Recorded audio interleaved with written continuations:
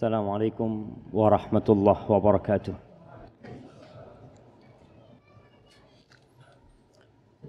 Alhamdulillah alladzi waffaqana li ta'atihi wa arsyadana ila sabili huda.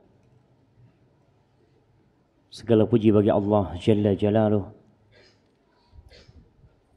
yang telah memberikan taufik kepada kita untuk taat dan patuh kepadanya. Kita bisa sholat, kita bisa meninggalkan sebagian kesibukan kita untuk datang ke rumah Allah Jallat Azamatuh, tempat yang paling dicintai Allah di muka bumi ini.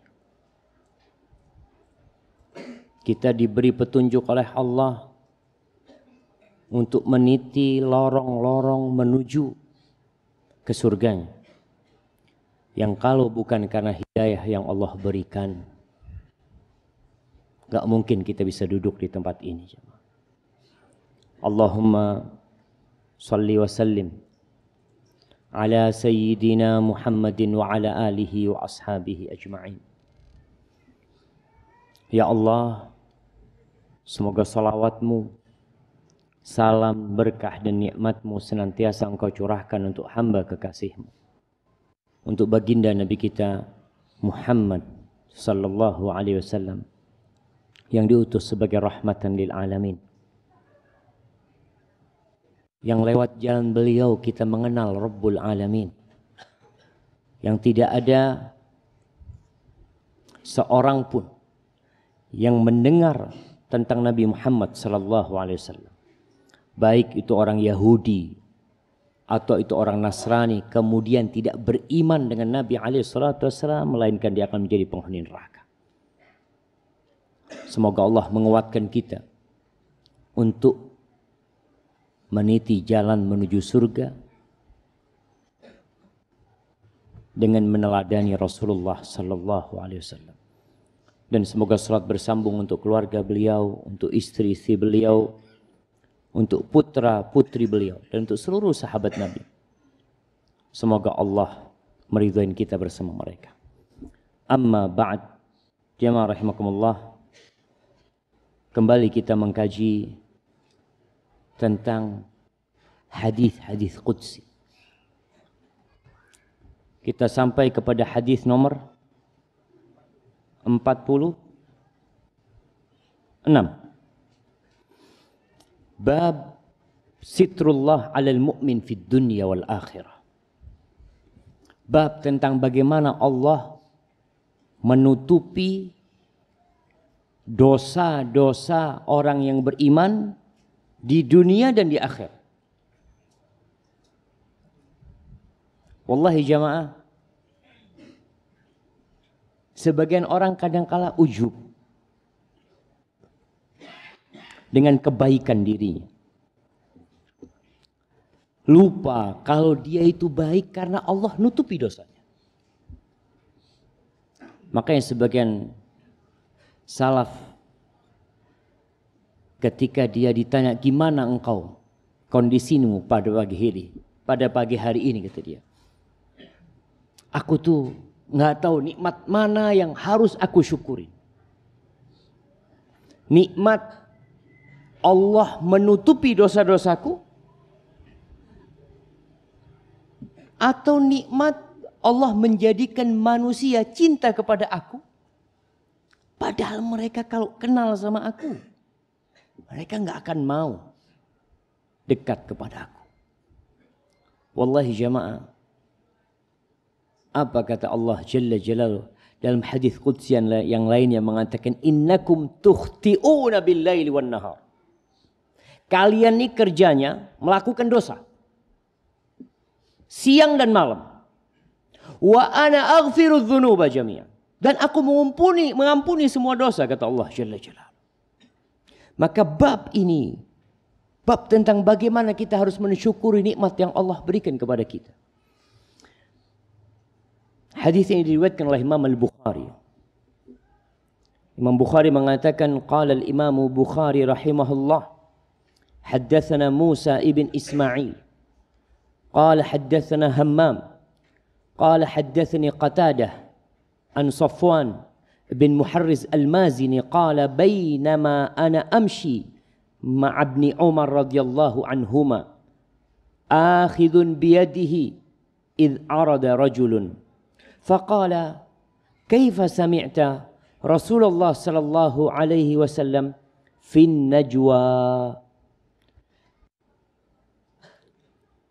Hadis ini diriwayatkan oleh dari Abdullah bin Umar. Cerita Safwan. Dia mengatakan suatu hari aku berjalan dengan Abdullah bin Umar. Dan aku memegang tangannya. Jadi jemaah, ketika kita berjalan memegang tangan saudara kita.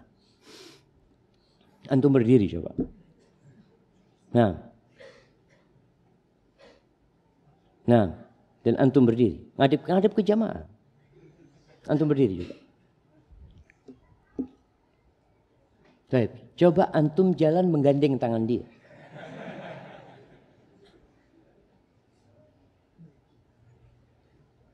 Nah, seperti ini bisa dipegang tangannya. Dipegang. Nah, kira-kira kalau sekarang ada pemandangan seperti ini,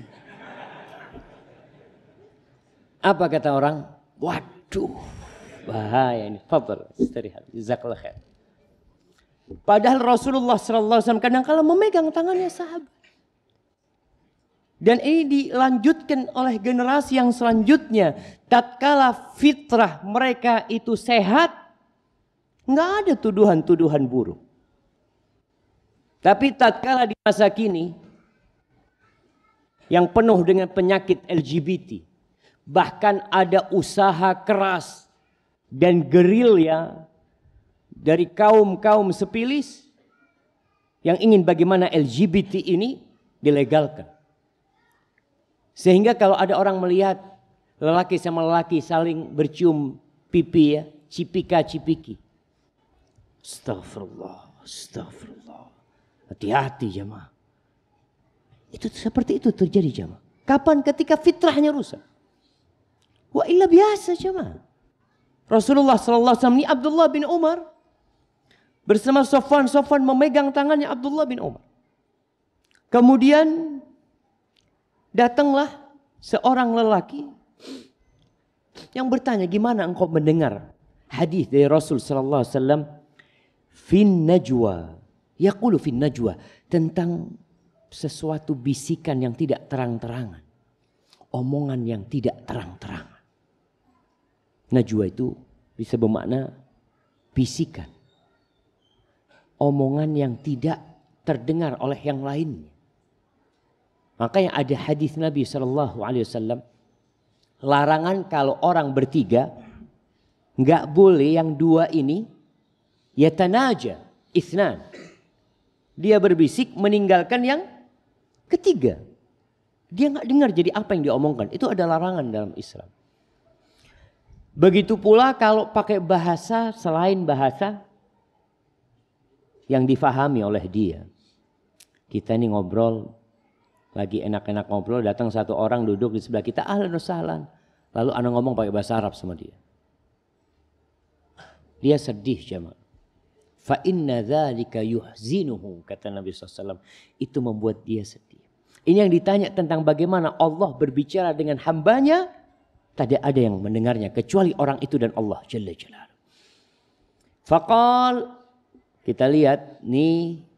Tabi'in bertanya kepada Abdullah bin Umar radhiyallahu taala anhu tentang perkara agama yang kita memang jamaah harus bertanya. Kebanyakan kita nggak peduli sama urusan agamanya, peduli dengan urusan dunianya. Dia belajar S1, S2, S3, melanjutkan kuliahnya untuk mendapatkan profesor. Dia membuat riset, penelitian, dia tulis semuanya. Untuk urusan dunianya dia kejar. Urusan agama tidak ada kepedulian. Lalu apa kata Abdullah bin Umar? Agama ini ya tentunya qala Allah, qala Rasul. Faqala sami'tu. sami'tu, kata dia.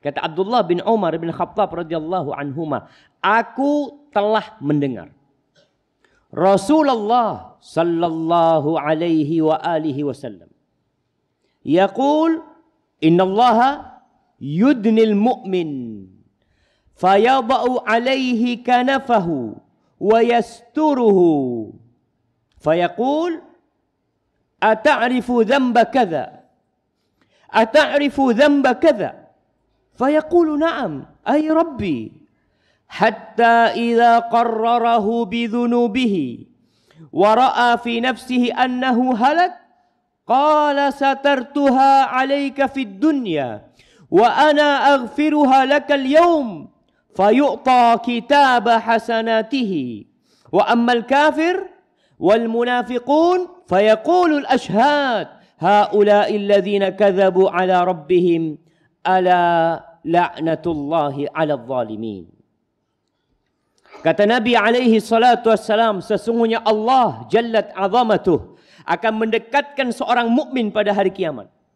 Fayada'u alaihi kanafahu, lalu Allah meletakkan tirainya kepada orang ini. Allah meletakkan maafnya kepada orang ini, ditutupin orang ini. Padahal pada hari kiamat itu yauma tublas sarair, hari di mana semua yang rahasia akan Allah tampakkan.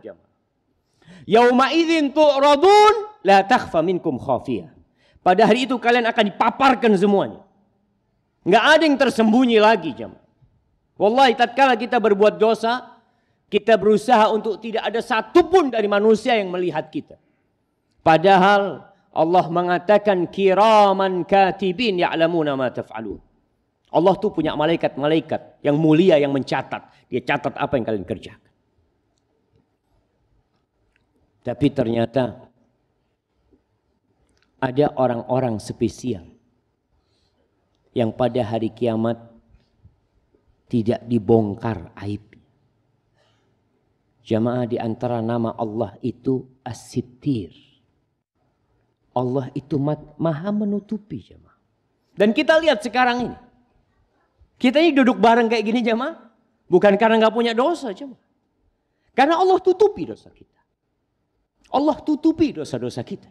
Kita bisa duduk, bisa satu soft, bisa berdempetan kita dengan saudara kita.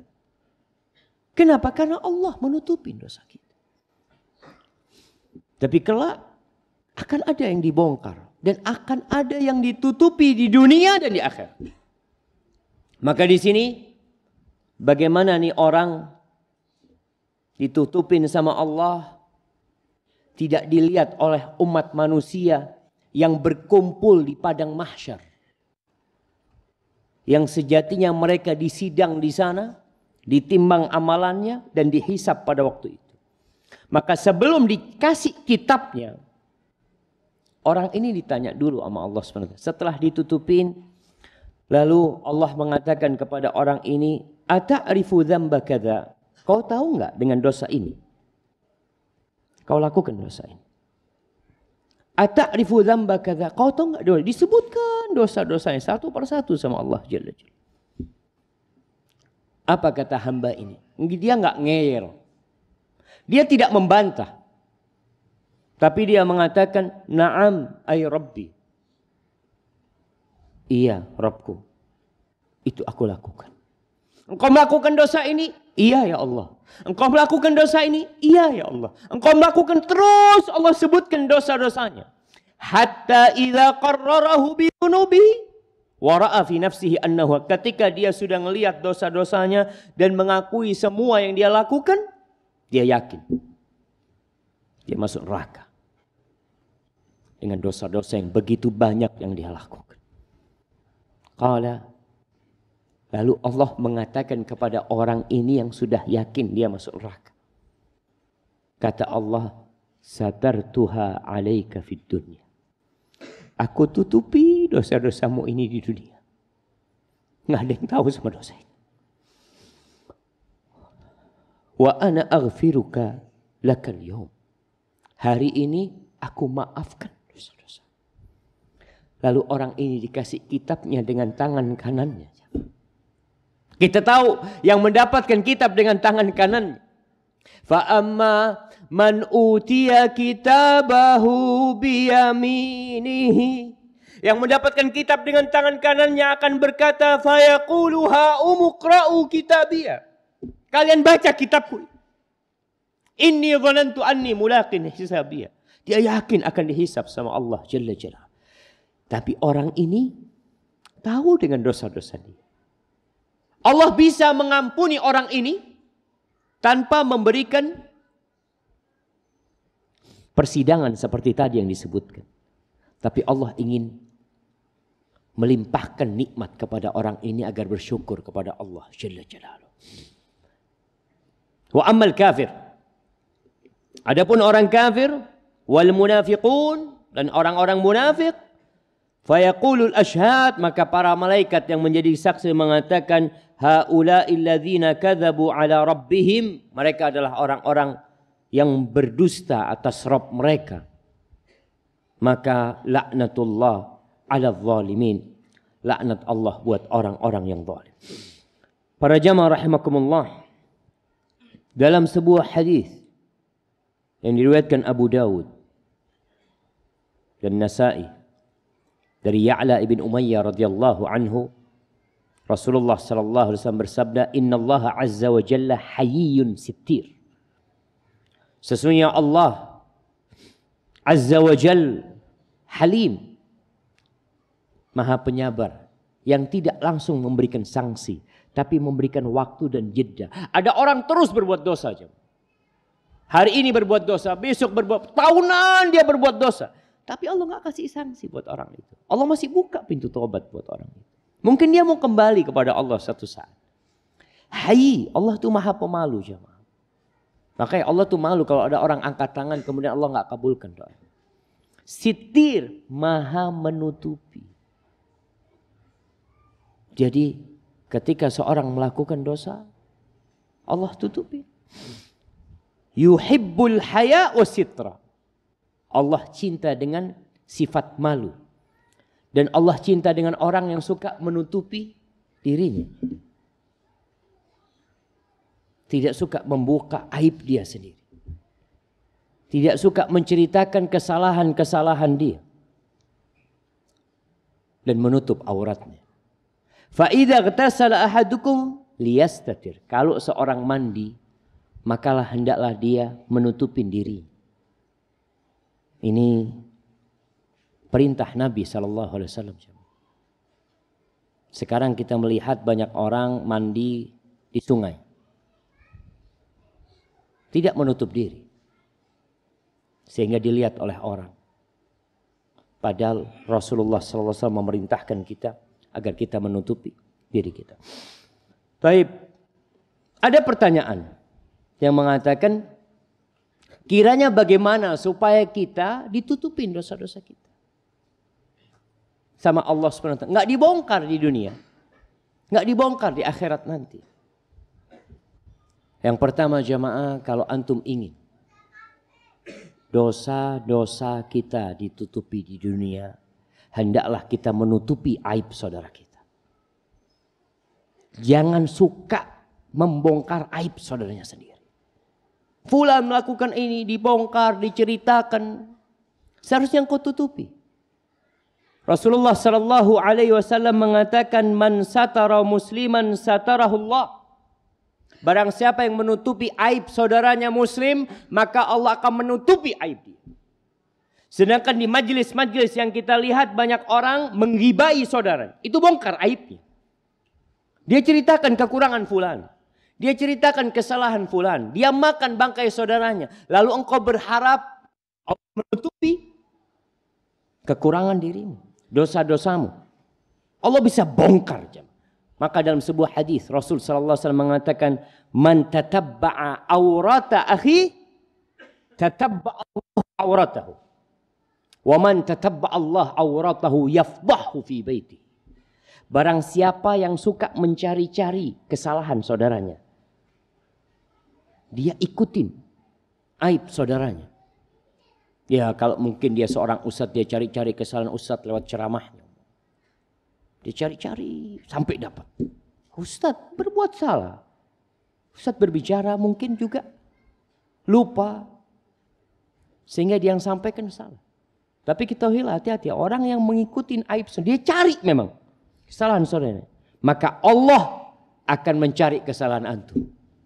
Kalau Allah cari kesalahan antum, semua sudah tercatat. Maka orang yang Allah cari kesalahannya akan Allah bongkar dosa-dosa dia. Walaupun dia di dalam rumahnya. Maka yang ingin aib-aibnya ditutupi sama Allah Subhanahu wa taala, kita berusaha untuk menutupi aib saudara kita. Yang kedua, ini hadis yang diriwayatkan Imam Tirmidzi berkaitan dengan menutupi aib saudara kita. Rasulullah sallallahu alaihi wasallam mengatakan, "Ya ma'syara man aslama bilisanihi walam yafdil imanu ila qalbih." Wahai orang-orang yang masuk Islam dengan lisannya. Kalau sekarang bicara masuk Islam dengan lisannya, dengan KTP-nya kita bisa lihat. Muslim, syuf KTP anda. Antum muslim, nah anda muslim. Nabi mengatakan, wahai orang-orang yang Islam dengan lisannya dan iman itu belum masuk ke dalam hatinya, la tu'dzul muslimin. Kalian jangan menyakiti orang-orang Islam. La tu'dzul muslimin wala tu'ayyiruhum. Jangan melecehkan orang-orang Islam. Wala tattabi'u auratihim. Jangan dicari-cari auratnya orang Islam. Kesalahan-kesalahan orang Islam. Fa innahu man tatabba'a aurata akhihil muslim tatabba'a Allah auratahu wa man tatabba'a Allahu auratahu yafdahu walau fi jawfi rahli. Tadi yang saya sampaikan, barang siapa yang mencari-cari kesalahan saudaranya, maka Allah akan mencari kesalahan dia. Dan jamaah, kita harus tahu orang yang melakukan dosa pertama kali, insya Allah dia akan tobat. Dan biasanya orang yang ketahuan seperti maling, pencuri, itu hampir nggak ada yang pertama kali dia mencuri lalu dia ditangkap. Allah masih menutupi jemaah aibnya orang. Abu Dawud rahimahullahu ta'ala dalam kitabnya Az-Zuhd meriwayatkan sebuah athar dari Anas bin Malik radhiyallahu ta'ala anhu. Utiya Umar bisyabin qad saraq. Umar dibawa kepada Umar seorang pemuda yang ketahuan mencuri. Lalu orang ini mengatakan, wallahi ma saraktu qablaha qab, demi Allah aku belum pernah mencuri sebelumnya. Aku belum pernah mencuri sebelum. Faqala Umar, kadzabta, bohong kau. Dusta engkau. Wallahi ma kana Allah liyuslima 'abdan 'inda awwali dzambin. Kata Umar, enggak mungkin. Demi Allah, Allah itu enggak mungkin menangkap seseorang, memberikan sanksi kepada seseorang dengan awal dosa yang dia lakukan. Artinya Allah tutupin dosa dia. Enggak mungkin. Lalu di riwayat lain, Ali setelah dipotong tangan orang ini, ditanya sama Ali bin Abi Thalib, benarkah itu pencurianmu yang pertama? Enggak. Ana sudah berulang kali mencuri. Sekarang udah dipotong tangannya. Wallahi jamaah. Nih yang kedua, kalau ingin kita ditutupin sama Allah Subhanahu wa taala, jangan terus-terusan melakukan dosa tersembunyi. Jangan. Ada orang-orang yang Masya Allah, di luar ingin selalu kelihatan baik. Masya Allah, tampak orang soleh, senyumnya melelehkan hati. Penampilannya menandakan orang yang beriman.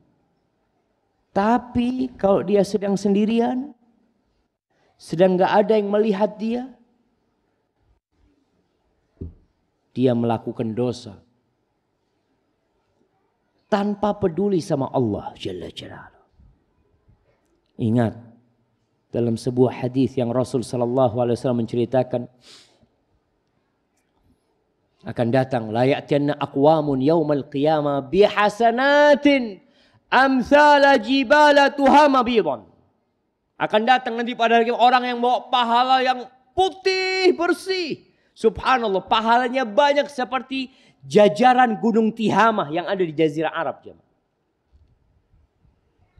Bidan, putih, Masya Allah orang. Fayaj'aluha Allah haba'an manthur.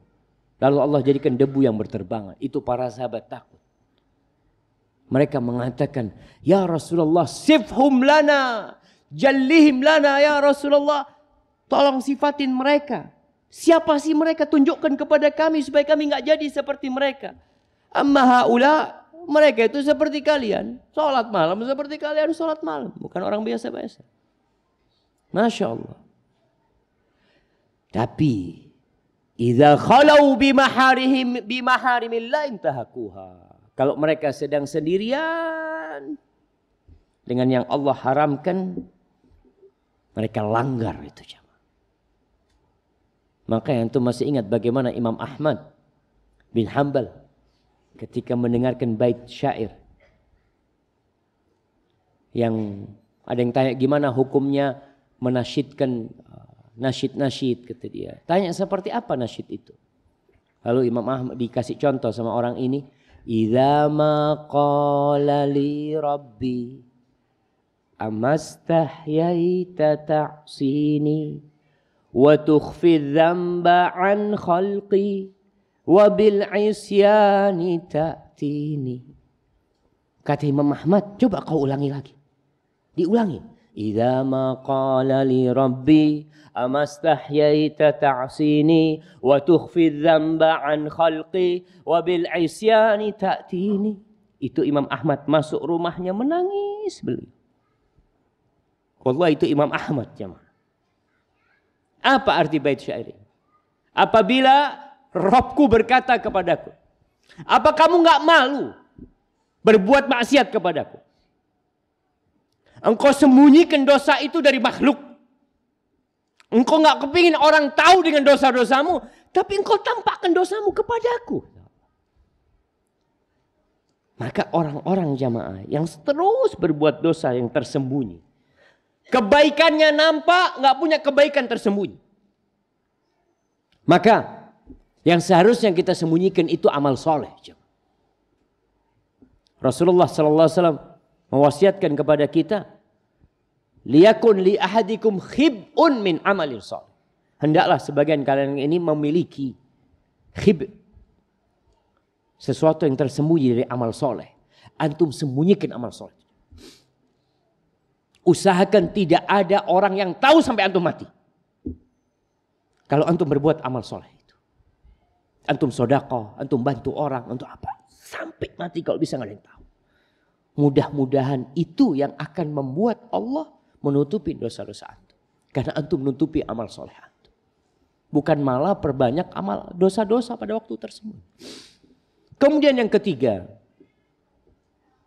agar kita mendapatkan ditutupin dosa kita sama Allah nanti di dunia dan di akhirat, jangan suka menceritakan dosa antum. Jangan suka. Rasulullah sallallahu alaihi wasallam mengatakan, kullu ummati mu'afa illa al-mujahirin. Semua umatku itu akan dimaafkan kecuali orang yang berbuat dosa terang-terangan. Ustaz gimana Ustaz? Orang berbuat dosa terang-terangan. Wallahi jamaah, ketika fitrah sudah rusak, orang itu enggak malu berbuat dosa terang-terangan. Lalu Nabi menjelaskan gimana berbuat dosa terang-terangan. Wa inna minal mujaharah, di antara bentuk berbuat dosa terang-terangan. Ini salah satu modelnya. Ayya'malar rajulu bil-laili amalan, thumma yusbih wa qad satarahullah. Seorang yang malam hari berbuat dosa, kemudian di pagi harinya Allah tutupi dosanya. Allah enggak bongkar ketika dia berbuat dosa. Fayaqul, lalu dia cerita sama sahibnya pagi hari. Ya fulan amiltul bariha kadza wa kadza. Dia mengatakan, oh aku telah melakukan dosa ini tadi malam. Na'udzubillah. Ada yang berzina menceritakan perzinaan. Ada yang berzina di masa sekarang kemudian mempublikasi perzinaan. Dan hati-hati nih jemaah. Kita bicara menutupi aib saudara kita. Jangan sampai antum menjadi orang yang ikut menyebarkan kemaksiatan dan perzinaan. Ada video, dapat video orang berzina, kemudian diupload atau kemudian disebarkan via WA. Kemudian antum ikut menyebarkan, hati-hati Allah bongkar kesalahan antum. Seharusnya antum tutupin, tidak ikut-ikut menyebarkan hal itu. Kalau antum benar memang ingin menegakkan amar ma'ruf nahi mungkar, antum datang bawa itu, sampaikan kepada kepolisian. Atau datang kepada orang yang berikan nasihat. Maka ini termasuk menyebarkan jamaah atau berbuat dosa terang-terangan. Tadi orang berbuat dosa malam, paginya dia cerita. Atau dulu dia pernah berbuat dosa pada waktu masa muda. Kemudian dia ceritakan dengan bangga seperti ini, seperti itu. Tapi kalau dia cerita demi untuk mendapatkan solusi dan tobat, nggak apa-apa. Seperti cerita orang yang membunuh 1.100 orang. Yang membunuh 99 orang. Lalu dilengkapi dengan 100. Dia mengatakan, inni qataltu mi'ata nafsin. Dia cerita, saya telah membunuh 100 orang. Bukan untuk membanggakan dosanya. Bukan. Dia bertanya, hali min taubah. Kira-kira masih bisa enggak aku tobat? Tapi kalau menceritakan dosa bukan untuk taubat. Maka kita lihat nih. Orang ini mengatakan, aku melakukan ini dan itu. Waqad bata yasturuhu rabbuh. Wa yusbih yakshifu sitrallah anhu. Rawahul Bukhari dan Muslim. Malam hari berbuat dosa ditutupi sama Allah, nggak ada yang tahu, malah dia ceritakan jamaah. Dia ceritakan. Dia yang membongkar tirai yang Allah berikan kepada dia untuk menutupi dosa-dosa dia. Kemudian ada orang yang suka kemaksiatan tersebar. Dia suka. Innal ladzina yuhibbuna an tashi'al fahisha. Dia suka. Artinya ya model orang-orang munafikin jamaah. Yang ikut serta, bukan ikut serta, dia ini hanya suka saja. Ketika terjadi umpamanya kemaksiatan, dia lihat oh di sini ada lokalisasi, hatinya itu suka. Maka Allah sudah murka sama dia. Allah akan bongkar aib-aib. Maka jamaah, hadis qudsi yang baru saja kita baca itu berkaitan dengan dosa yang sama Allah. Tapi kalau kaitannya dengan makhluk beda lagi. Allah nggak bisa mengampuni, bukan nggak bisa. Allah memang tidak mau mengampuni orang ini sampai dia minta maaf sama orang yang disakiti. Ingat orang yang muflis, orang yang bangkrut. Jadi kalau antum punya dosa sama Allah, itu memutihkannya mudah. Tapi punya dosa sama orang, mereka akan datang pada hari kiamat nuntut antum nanti. Sehingga Rasulullah sallallahu alaihi wasallam dalam hadis yang diriwayatkan Imam Muslim mengatakan, "Atadruna mal muflis?" Kalian tahu enggak orang yang muflis, orang yang bangkrut? Apa kata para sahabat? Al-muflisu fina man la dirhama lahu wala mata'. Orang yang bangkrut, orang yang pailit di tempat kita ini ya Rasul alaihi wassalatu wassalam. Itu orang yang enggak punya aset, enggak punya cash. Aset enggak punya, duit enggak punya. Itu orang bangkrut. Itu di dunia. Faqal innal muflisa min ummati. Adapun orang yang pailit dari kalangan umatku. Ya'ti yaumal qiyamah bi salatin. Dia datang pada hari kiamat bawa pahala salat. Dia bawa pahala bisyamin wa zakatin, bawa pahala salat, puasa, zakat, wa ya'ti. Tapi dalam kondisi dia datang, banyak amal solehnya, Masya Allah. Orang baik. Hablum minallahnya, Masya Allah. Tapi posisi dia itu, ya'ti waqad syatama hadha. Dia pernah mencaci maki fulan. Pernah membuli fulan. Pernah menuduh fulan berzina. Pernah makan hartanya fulan. Hati-hati antum. Yang pernah di pondok dulu, yang di pondok makan pisang goreng di kantin nggak bayar. Antum makan haram. Oh, cuma pisang goreng. Jangan pisang goreng zarrah. Zarrah seperti semut kecil antum makan. Antum akan lihat pada hari kiamat.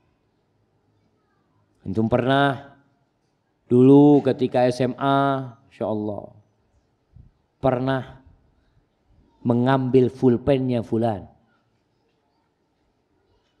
Mungkin itu terjadi. Akan datang nanti hari kiamat jamaah. Orang itu menuntut antum. Ngambil makan hartanya. Wasafaka dama hadza. Dia pernah membunuh fulan. Wa daraba hadza. Pernah memukul fulan yang jagoan mungkin. Yang suka berantem. Yang Masya Allah kadangkala dia merasa orang paling pemberani. Ketika sekolah dulu. Fayu'taha, ini baik jamaah. Ini orang Masya Allah. Orang ini sholatnya banyak, puasanya banyak, zakatnya banyak. Tapi dia telah melakukan kesalahan kepada manusia.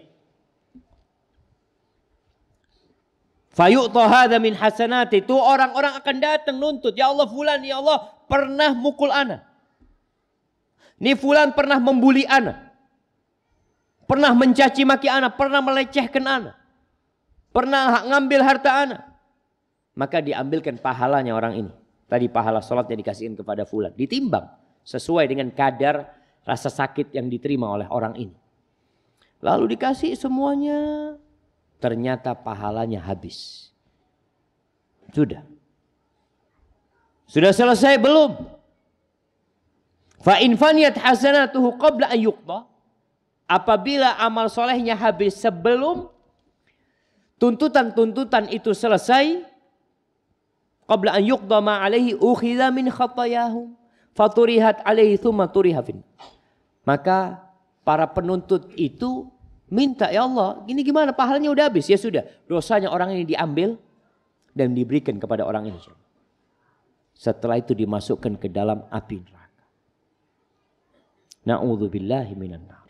Jadi jamaah, tadi yang Allah maafkan, yang Allah ampuni, yang Allah tutupi, itu yang berkaitan dengan bainal abdi wa bainallah, antara hamba sama Allah.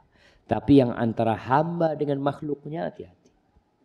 Kembali anak ingatkan, kalau antum ingin dosa-dosa antum disembunyikan sama Allah,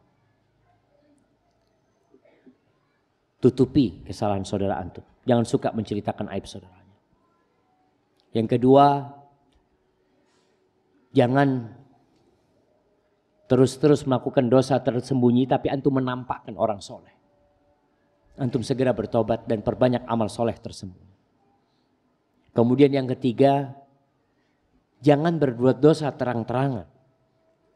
Jangan berbuat dosa terang-terangan.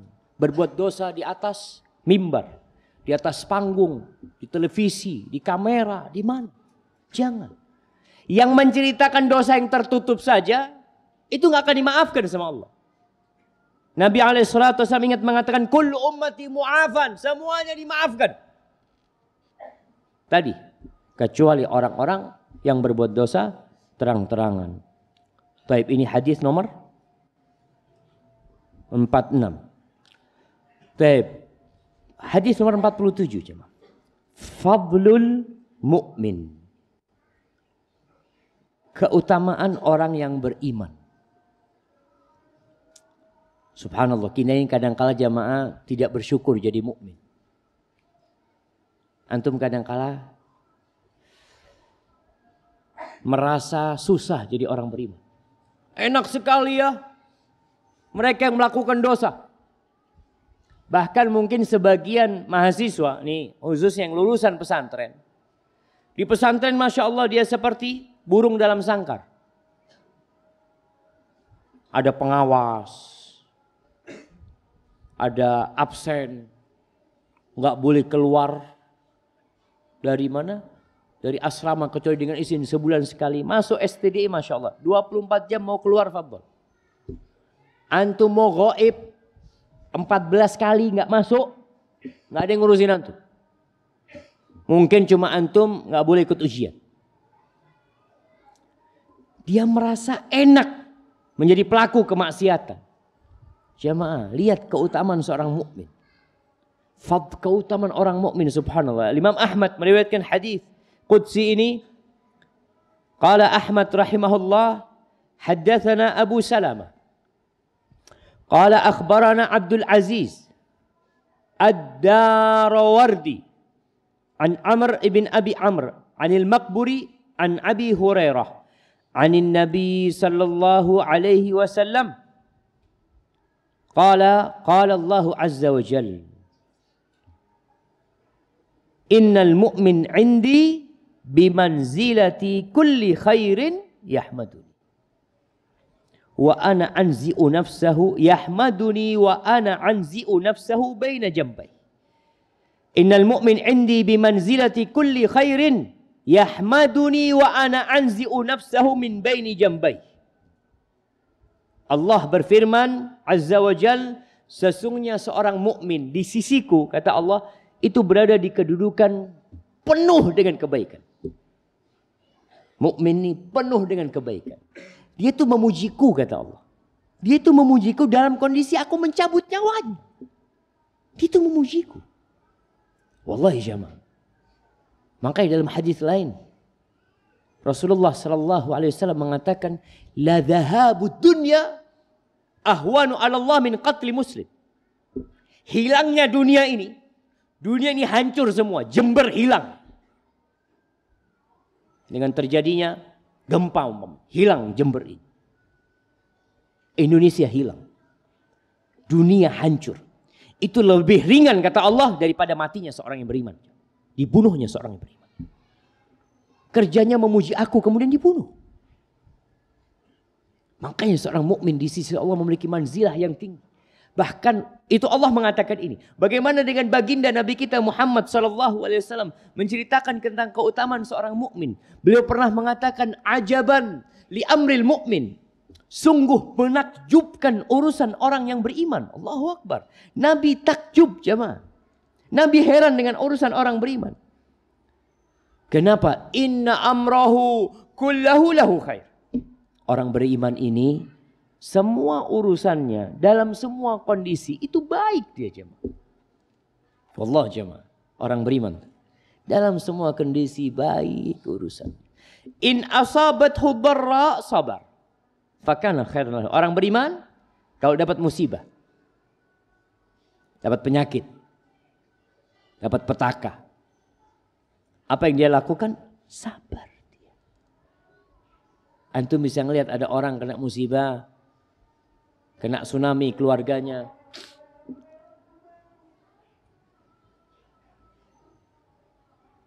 Belum azan?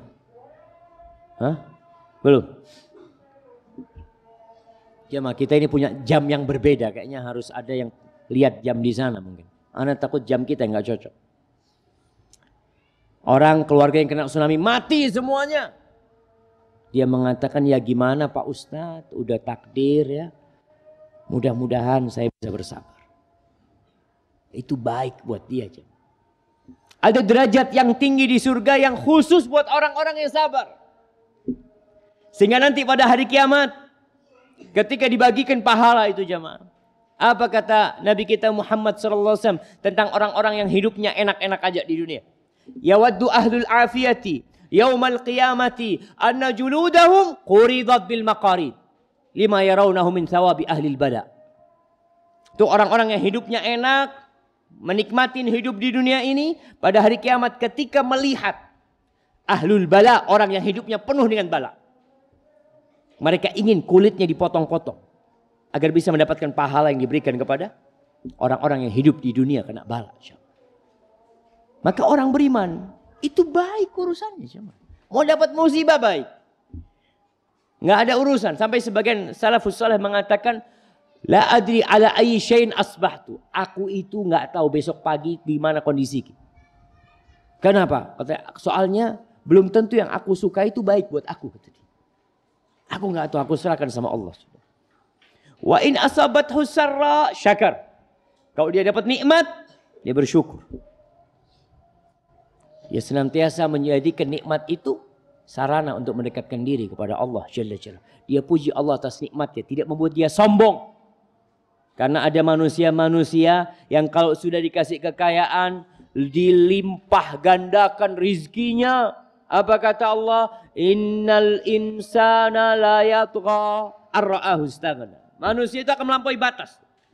Kalau sudah merasa nggak butuh, udah dikasih semuanya sama Allah, kekayaan dikasih, jabatan dikasih, akhirnya dia melakukan tindakan-tindakan yang naudzubillah. Tapi mukmin lah. Mukmin kalau dapat nikmat syakar dia akan bersyukur dan itu baik buat dia. Hadza wallahu a'lam bissawab. Kita dengarkan azan jamaah. Fadhal.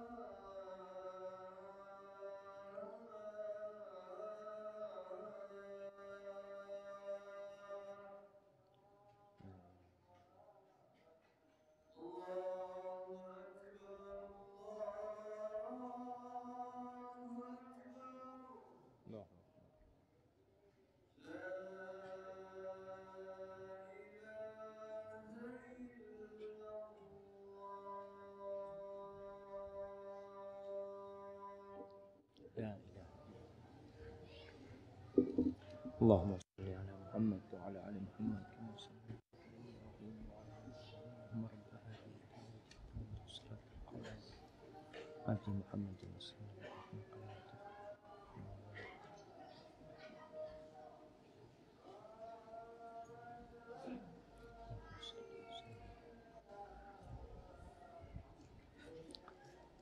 Allahumma salli wa sallim ala Muhammad. Bismillah. Ini ada pertanyaan jemaah. Tatkala kita mendapati seorang yang ditokohkan, dipanggil ustadz, namun kita mengetahui bahwa ia belum pantas dipanggil ustadz, karena keadaannya tatkala bersama kita jauh berbeda dengan apa yang ia sampaikan. Bahkan ia terkadang berbohong untuk menguatkan dalil-dalilnya di hadapan orang-orang yang memanggil ia ustadz. Pertanyaannya, perlukah kita membongkar aib-aibnya kepada orang-orang yang menokohkan, atau cukup kita menasihati si ustadz gadungan tadi? Masya Allah, jazakallahu khairan. Iya jemaah, ini pertanyaan yang menarik sekali ya. Karena secara umum hukum kita harus menutupi aib saudara kita. Ketika dia melakukan kesalahan, tugas kita adalah menasihati dia. Tapi kalau ternyata dosa dia ini berkaitan dengan umat, bukan dosa pribadi dia, tapi apa yang dia kerjakan itu bisa menyesatkan umat. Apalagi kalau disampaikan tadi dia sampai berbohong, mengadakan dalil-dalil yang palsu, mungkin yang tidak benar. Apa tugas kita? Yang pertama tugas kita adalah memberikan nasihat kepada dia, agar dia sendiri yang meralat ucapan dia gitu, agar dia tobat. Tapi kalau dia nggak mau, nah kita lihat maslahatnya. Apakah perlu dibongkar, disampaikan kepada umat agar umat berhati-hati dengan dia? Kalau memang diperlukan itu dilakukan. Al-Imam An-Nawawi ketika menyebutkan ghibah dalam kitabnya Riyadhus Shalihin, beliau menyebutkan beberapa ghibah yang diperbolehkan. Salah satunya adalah wa muhadziri, untuk mewanti-wanti orang dari kesalahan orang itu. Umpamanya jangan orang ini, kita tahu ada satu penipu. Di kampung sini ada penipu, ini ustadz-ustadz sudah kena tipu umpamanya. Bagaimana ustadz ini? Apakah dia mendiamkan? Sudahlah, anak tutupin. Akhirnya orang ini akan menipu ustadz yang lainnya. Dan ini terjadi di kampus ini. Anak pernah ingat, dulu ada satu mahasiswa, ya semoga Allah memberikan hidayah kepada dia. Dia itu utang sama ustadz fulan, cerita ustadz anak kondisinya seperti ini, seperti itu. Akhirnya kasih pinjam sama ustadz. Gak bayar. Nanti ke ustadz fulan, anak baru datang dari Medina. Gak tahu nih kita nih. Dia datang memelas ini, ya sudah anak kasih. Hilang orangnya. Gak pernah datang lagi. Gitu. Artinya kalau memang ini berbahaya untuk publik, ya berarti kita harus sampaikan. Jadi kita membongkar aibnya bukan untuk memuaskan nafsu kita, tapi untuk maslahat yang lebih besar. Itu menyelamatkan umat. Apalagi urusan agama. Urusan agama. Yang bisa membuat orang tersesat nanti. Ketika tahu ini ustadz gadungan ya. Karena memang betul ada ustadz gadungan jemaah. Betul. Yang kalau ketemu sahib-sahibnya, ada bukan ustadz tapi diem ente. Yang ngasih tahu orang, nanti kalau anda dapat fulus kita bagi. Bismillah. Wah. Ada seperti itu. Maka kita harus mewanti-wanti orang. Mewanti-wanti orang artinya memperingatkan orang agar tidak tertipu dengan dia. Assalamualaikum Ustaz. Waalaikumsalam. Bagaimana caranya bilang kepada calon mertua, saya ingin menikahi anaknya, tetapi saya belum punya kerja dan saya masih ingin kuliah juga. Ya nggak usah nikah tuh. Ada apa ngomong sama mertuanya? Kalau antum benar, Bismillah.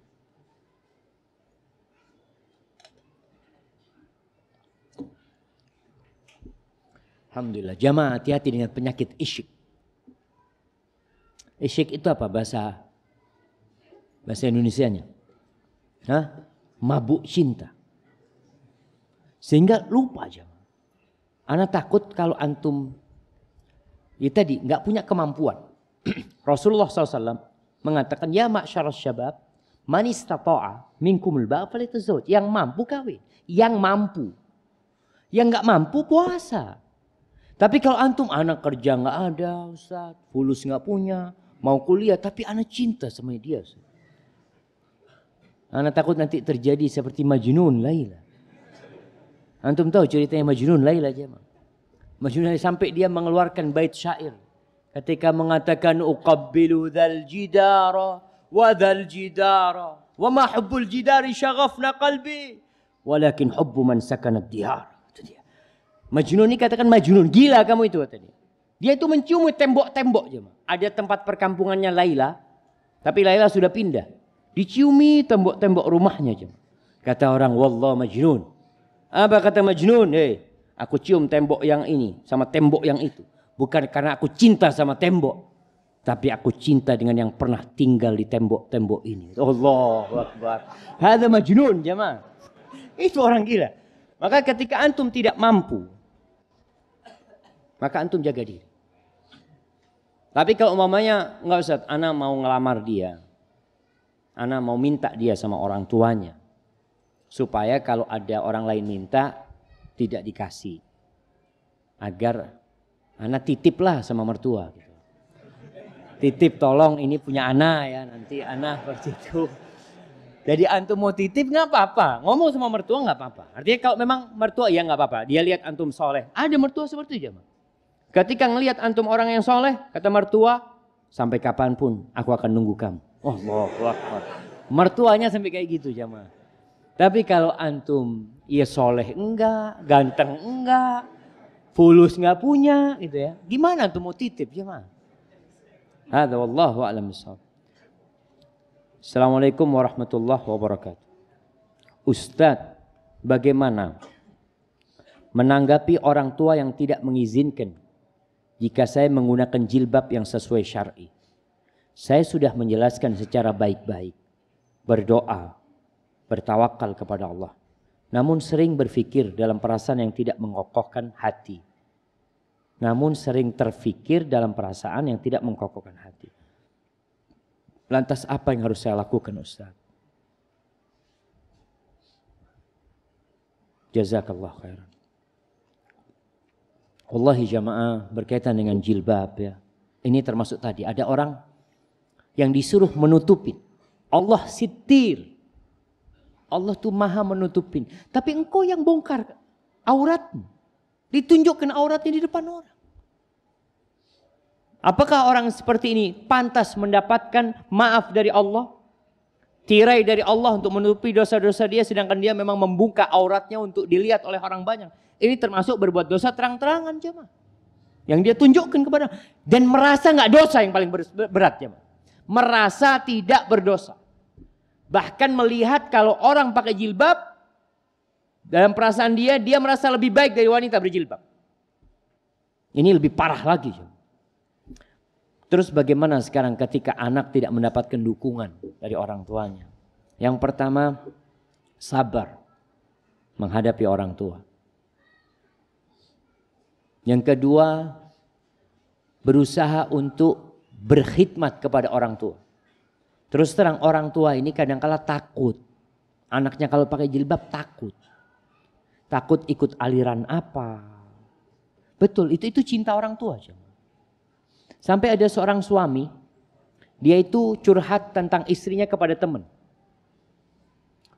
Dia ngomong, Mas, ana lihat istri ana berubah sekarang. Pakai jilbab panjang. Suka nonton ceramah di TV di rumah. Terus ditanya sama temannya, perubahan istrimu itu negatif apa positif? Ya positif, ya alhamdulillah kalau positif gitu loh.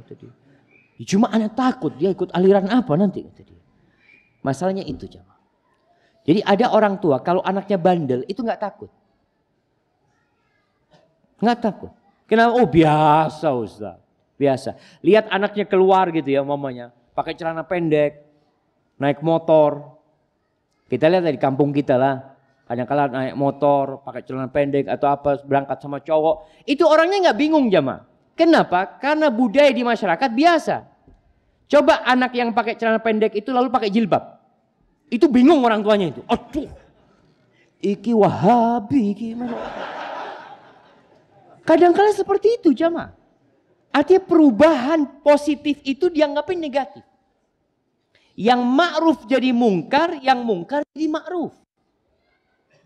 Maka tugas kita adalah memang bersabar. Al-qabidu ala dinih kal-qabid ala al-jamr.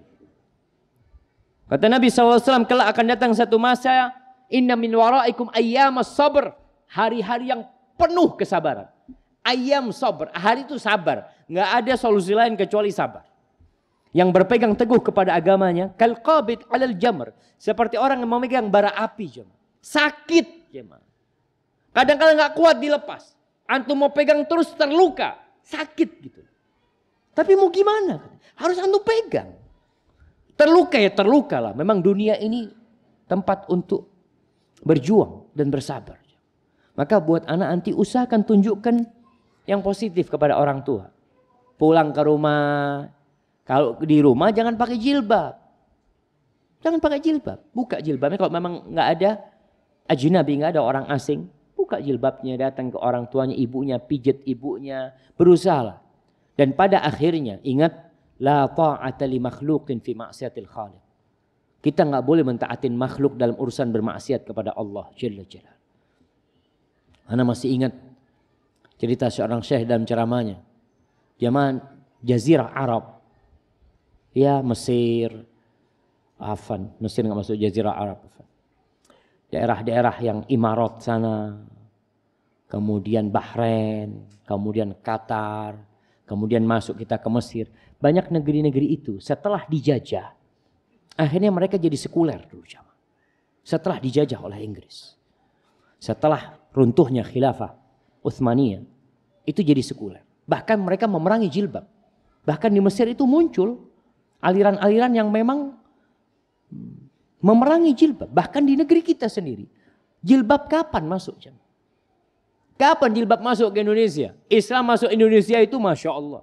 Ratusan tahun yang lalu. Jilbab tuh baru menunjukkan eksistensinya tahun 89. 90. Sampai ada orang yang bikin buku judulnya Revolusi Jilbab. Ingat tahun 89, 90 ketika anak-anak SMA dilarang pakai jilbab. Ketika mereka dikeluarkan dari sekolah. Bayangkan dikeluarkan dari sekolah. Gurunya muslim. Kepala sekolahnya muslim. Menteri pendidikannya muslim. Presidennya muslim. Muslim pakai jilbab dikeluarkan dari sekolah. Itu tahun 89, 90. Sebelumnya jilbab Allah. Ana tahu orang tua ana, ibu ana. Bagaimana proses dia berjilbab. Ada yang jilbab buat rambut doang. Kupingnya masih kelihatan. Lehernya kelihatan. Nanti ganti jilbab yang selendang doang. Sampai akhirnya alhamdulillah kita bisa melihat jilbab yang syar'i. Jadi kalau antum baca buku judulnya A'mal Muktamar Colorado. Hasil konferensi sidang konferensi Colorado.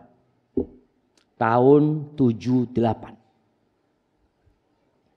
Disebutkan dalam kitab bahwasanya ada laporan dari itu konferensi ada 150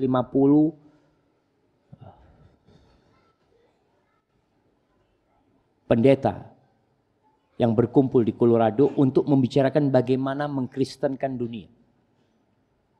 Salah satunya Indonesia membuat laporan.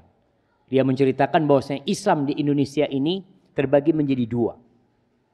Yang satu Islam abangan, yang kedua Islam santri.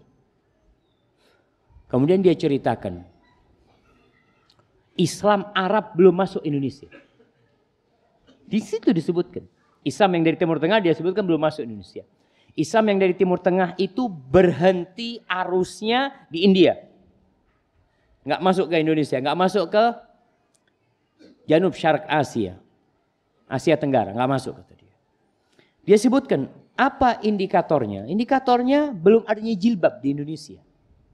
Dia sebutkan itu. Belum adanya jilbab di Indonesia tahun 78. Tapi sekarang mulai kelihatan tanda-tanda Islam yang dari Timur Tengah itu mau masuk ke Indonesia. Arusnya sudah kelihatan.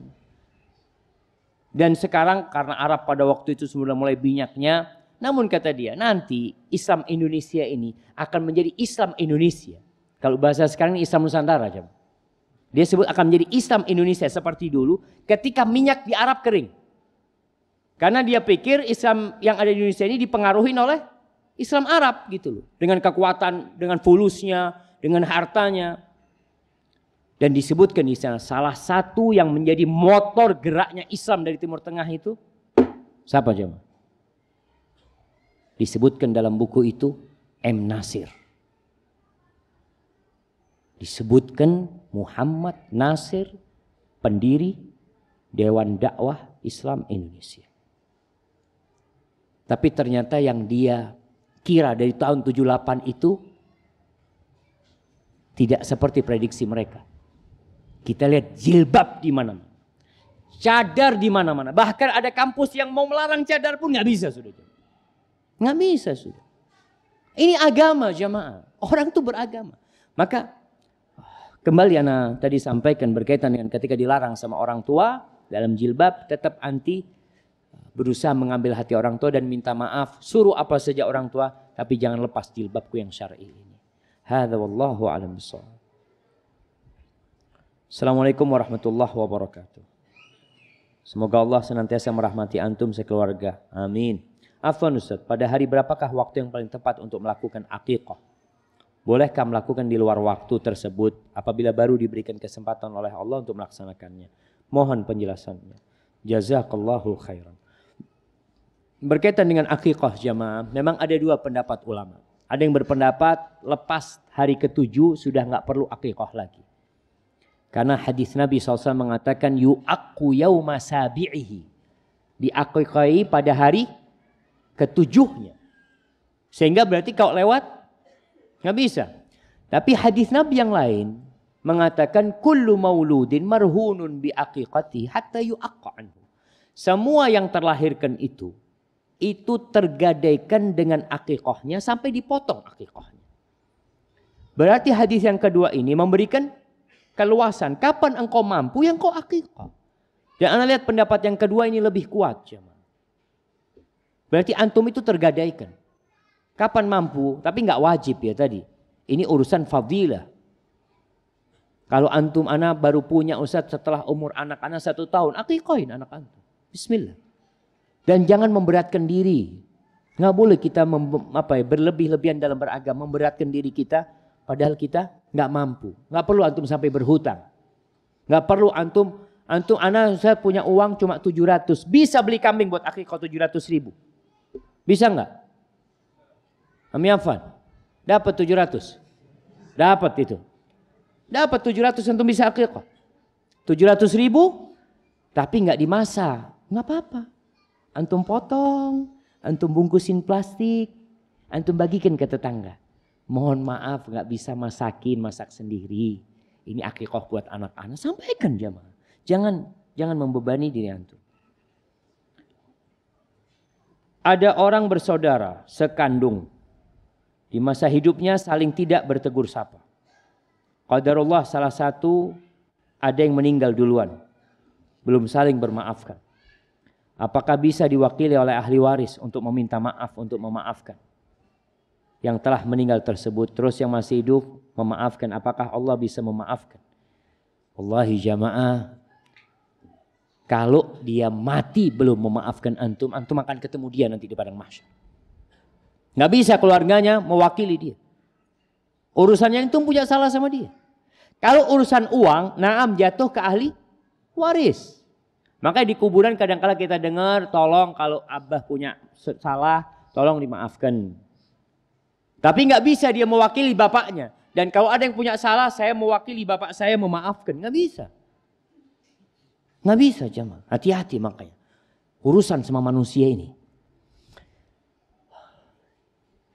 Jadi manusia ini pelit dengan haknya. Kita harus berhati-hati, jangan nyakitin orang. Terus gimana Ustaz solusinya? Antum banyak berbuat baik. Karena nanti pada hari kiamat dia akan ambil kebaikan antum. Yang kedua, antum banyak mendoakan orang itu. Doakan orang itu semoga diampuni sama Allah Subhanahu wa taala. Dan untuk berbuat baik sama keluarganya. Karena pada hari kiamat wallahi jamaah, pada sidang itu akan nampak semua yang kita lakukan. Dan kalau antum banyak mendoakan saudara antum, ya mudah-mudahan doa antum ini bisa untuk menutupi dosa antum sama dia. Barakallahu fikum. Nah, ini pertanyaan masih ada 3 lagi. Ustaz, hafizakallah, bagaimana hukum salat tahiyatul masjid ketika matahari terbenam atau terbit? Ustaz, maka tetap salat. Syukran. Jazakallah khair. Wallahi jamaah, memang di waktu-waktu larangan sebagian ulama menguatkan larangan. Sehingga tidak boleh salat, mutlak sudah nggak boleh salat pada waktu larangan. Mau itu tahiyatul masjid atau yang lainnya. Jadi ketika masuk masjid matahari terbenam, apa yang harus antum lakukan? Antum tahiyatul masjid atau antum duduk? Atau antum berdiri? Berdiri nunggu matahari tenggelam, antum seakan-akan sedang menghormati matahari yang tenggelam. Maka Syekh Abu Bakar Jazairi mengatakan, kalau antum berdiri, antum tuh sama dengan penyembah matahari sedang menunggu matahari tenggelam nanti. Terus apa yang dilakukan? Ada 2 pendapat. Yang pertama, duduk. Karena itu waktu larangan. Waktu larangan sholat. Yang kedua, mengatakan sholat. Kenapa? Karena Rasulullah SAW melarang antum duduk. Idza dakhala ahadukum masjid fala yajlis. Jangan duduk, kata Nabi SAW. Jangan duduk sampai sholat 2 rakaat. Maka kembali, sebagian ulama menguatkan larangan sholat pada waktu itu. Sebagian menguatkan larangan duduk kecuali sholat. Dan ana lebih condong, wallahu a'lam, yang sholat. Karena sholatnya ada sebabnya. Bukan sholat yang dibikin-bikin. Kita bukan memang niat masuk masjid nunggu matahari tenggelam. Bukan. Memang datang ke masjid pas mau kajian, matahari sedang terbit. Hadza wallahu a'lam bishawab. Apa yang harus kita perbuat jika ada pejabat pemerintah yang zalim? Jika kita diam, pejabat tersebut akan terpilih lagi.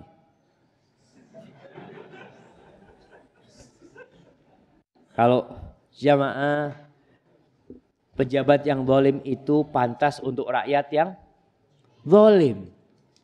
Kalau rakyatnya baik, insya Allah nggak jadi itu pejabat yang zalim. Kenapa di negeri kita ini banyak pejabat yang zalim? Karena kebanyakan rakyatnya zalim. Antum contoh nyata lah jamaah. Contoh nyata. Itu DPRD, anggota DPRD di Malang itu. Berapa yang ditangkap sama KPK? 40 berapa? 42, 43? 44? Jumlahnya kalau nggak salah 40, mereka 45, 46 kalau nggak salah. Yang ditangkap itu 42 atau 43 aja. Bayangkan, yang jadi pertanyaan, siapa yang milih mereka? Ya kan rakyat Malang kan. Maka kalau bicara tetap, bagaimana tatkala mendapati pemimpin yang zalim, pemerintah yang zalim, kita wajib untuk memperbaikinya. Yang pertama, langkah pertama, antum berdoa. Terkadang kita nggak bisa sampai ke sana. Tapi Allah bisa sampai ke sana.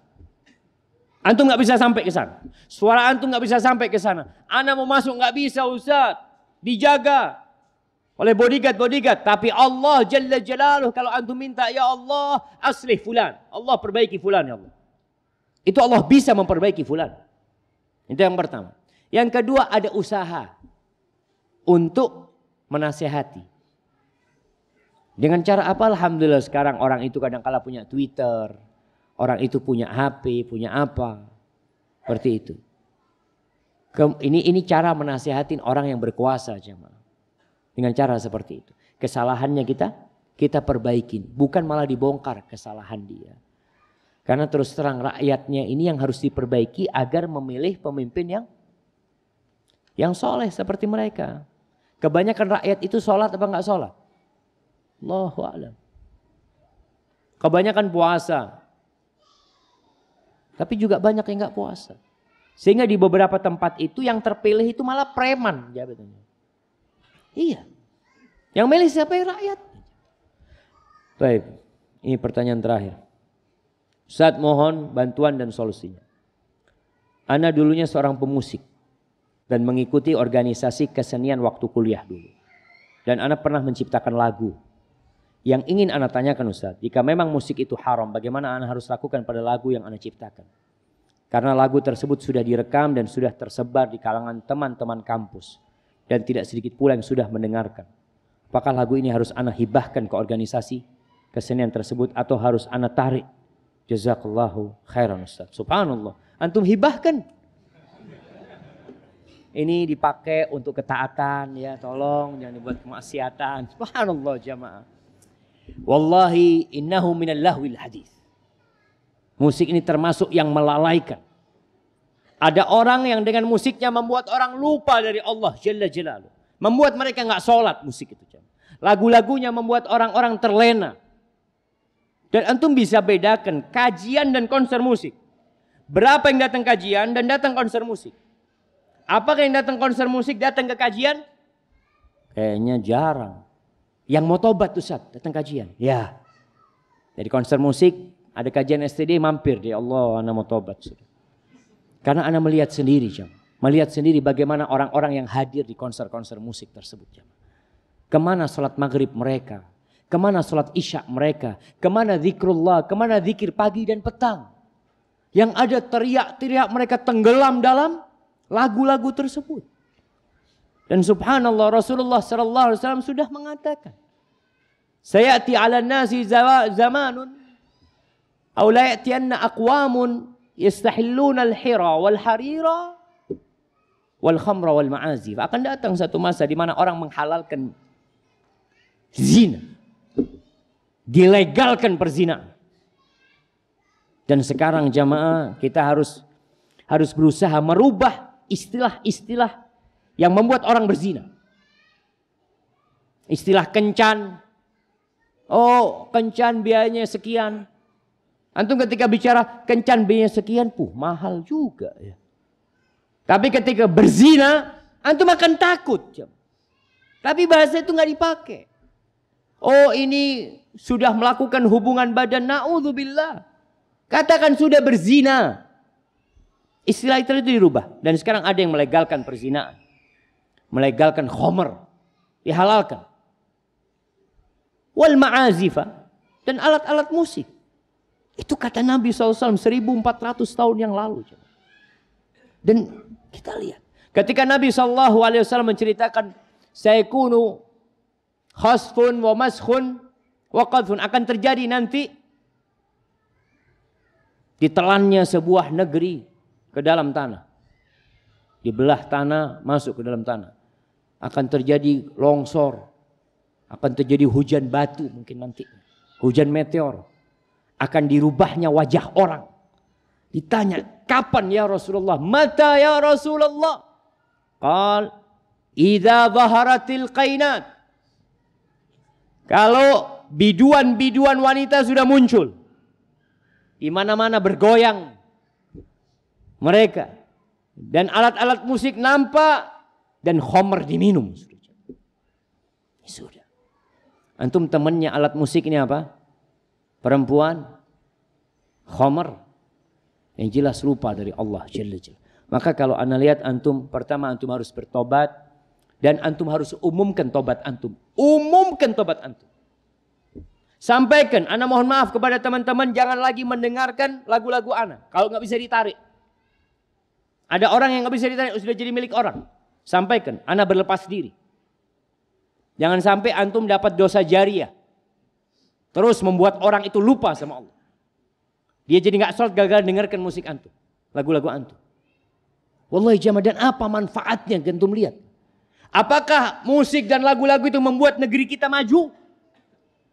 Tak ada jamaah. Membuat lalai dan lupa. Antum tahu yang namanya hadza rajul kafir. Siapa yang punya Microsoft? Bill Gates. Ana baca. Bill Gates ini orang kafir mengatakan saya pernah puasa 5 tahun tidak mendengarkan musik. Agar bisa kerja benar. Dia punya garapan itu, kalau nggak bisa dengan musik, yang ada lalai. 5 tahun dia puasa. Demi hasil kerjanya itu bagus ya.